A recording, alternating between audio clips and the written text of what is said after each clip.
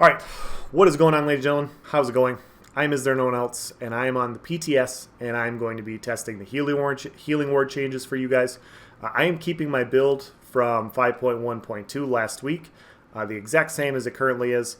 Obviously, I am in Divines, so that does skew my max magicka a little bit. In the normal elsewhere PTS or elsewhere DLC, I'm at like 59k magic on the back bar. With this build, and on the front bar I'm at like 61.8. This build is a high elf.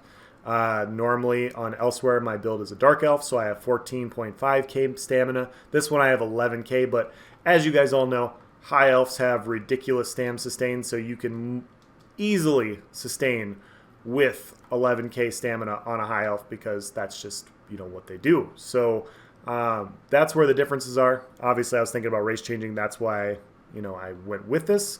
The reason I'm covering all this, guys, is my last video got posted on the forums, and people looked at this and they're like, oh, he's wearing all divines, he's wearing no recovery, he's wearing max magicka. Obviously, this is a biased test. He is biased against magicka classes. Now, if you don't know me, and you saw somebody wearing all divines and basically scaling into as much max magicka, it's understandable where that came from. Obviously, like those of you guys that do watch my channel do know that this is not true. This is actually what I wear in Impen in the Elsewhere DLC. So I wanted to provide a similar comparison. So our shields haven't really changed, but Healing Ward took a pretty substantial nerf from 5.1.2 to 5.1.3, and I wanted to show that. So we're going to drop our shadow image, we're going to pop our pot, and so now you're going to see we have 3k ticks with a 5k crit. And so still pretty good healing overall. And obviously, it's not nearly as good as it was in 5.1.3, but in my opinion, that's the point, guys. Like when you're looking at healing, or when you're looking at survivability, you're looking at a few different things. You're looking at the tankiness of your wards, and you're looking at the healing that you get. And ignoring damage or not taking damage to your health bar is more valuable in fights than it is like absorbing it and then healing through it. And so your healing, in my opinion, on a magicka class, using Healing Ward, shouldn't be as high as Vigor ticks on like a stand DK running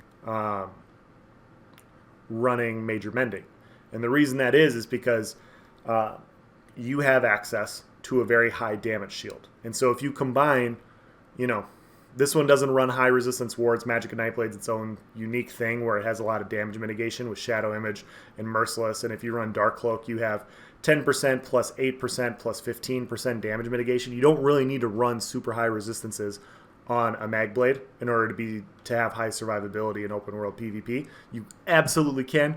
And those of you guys that have fought, the Zidane Magblades know how tanky and how annoying those Nightblades can be. They can be very, very tanky. But my long-winded point with this, guys, is if you have, high resistance wards, you don't need the best healing in the game in order to have high survivability. Like a lot of classes right now is surviving. I was surviving with the broken current Elsewhere Healing Ward with Harness, and then just using Swallow Soul as my spammable to kind of get my health back up. And that was working. It wasn't super great, but I could make it work. The way it currently is, in my opinion, I think this is a pretty good spot.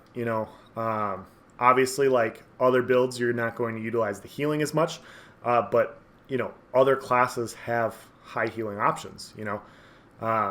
Obviously, like I think this is pretty good, and as long as you're stacking your wards, you're going to get the heals. It'll keep you out of execute range. I think that's a good spot. I'll probably go with. I'm going to look at Rapid Regen too, because VMA Resto is so nice. That resource sustain is so nice, but I'll probably end up going with Healing Ward because the Healing Ward is just you have two shields. If they start hitting your Healing Ward, then you're not taking damage and you're still healing. So I'm going to put on the Black Rose Resto just so you guys can see the difference. Drop down to low health. Wait for spell symmetry to go away. And we got 42.99 crit, 65.77 crit. So Very effective healing with the Black Rose Resto. Black Rose Resto looks to be potentially best in slot next patch as far as like healing goes. You're going to have a hard, like, it's going to take some extensive testing, I think, that, I'm going to probably have to do to decide what I want to do between Black Rose Resto and VMA Resto. But the healing you get from Healing Ward and Black Rose Resto is pretty damn nice, obviously. So that's the end of this video. I think Healing Ward is a lot more in line. Obviously, the heal is very strong, guys, but like I said, they buffed Vigor, they buffed Rapid Regen, they buffed all these other heals. It only makes sense for Healing Ward to be this kind of powerful, in my opinion. So obviously, I know it's strong, but like for some reason, they're making all of these heals strong across the board. So just is what it is. I don't know if that's necessarily a good thing or bad thing. There's not many people on the PTS to test it on. So wanted to get you guys' thoughts. Let me know what you think about the new Healing Ward. Obviously, a very good step in the right direction. Plus, it can crit. I think it's in a really good spot. Thank you for watching, guys. Have a nice day.